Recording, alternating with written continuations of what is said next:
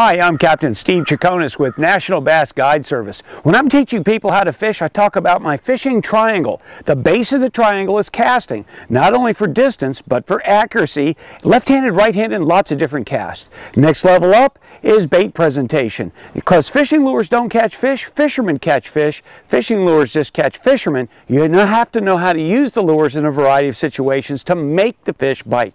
And the very top of this triangle is what I call angling skills. Angling skills start with not only detecting the strike, but being able to set the hook and then get the fish to the boat. By combining this triangle, you'll become a better fisherman, and I've got a tip for you coming right up. A lot of pros are using bait casting reels, and a lot of weekend anglers would like to use them too. The problem is the person they're learning from has learned through a process called trial and error. And error, and error, and error. And the error results in a backlash and can also be frustration. But these are great reels because you could throw heavier lures, use heavier line. I like these reels because I can cast them repeatedly and really put the bait where I want it.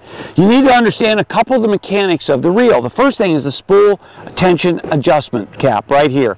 There's a shaft that runs through the center of the spool. You tighten this a little bit, and what that's going to do is it's going to allow you to control what happens at the end of the cast. For the beginning of the cast, you have centrifugal brakes, usually located on the opposite side of the reel. Some reels have a dial where you can adjust them. This reel, to make it lighter, has taken that dial away. You take the cover off and the dial is inside the reel. So that is for casting at the beginning of the cast where you have most of your energy. But you really need to develop thumb-eye coordination. Two parts of your thumb, this part and the tip. You're going to use this part to release the spool on the thumb bar, this part to control and stop the spool. This is where you develop thumb-eye coordination. By watching the lure and feeling the bait drop down, you can use your thumb to control the speed of the spool.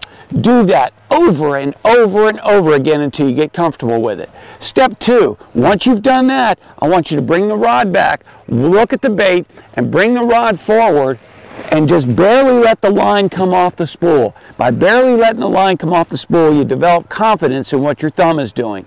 Step 3, this is after we feel comfortable with the first 2 steps. We're now going to really put some momentum behind it, but we're going to go high. And we're going to, again, it's important to develop thumb-eye coordination and trust and watch that bait as it goes high. You bring it back, you throw it high, you're not trying to throw it very far.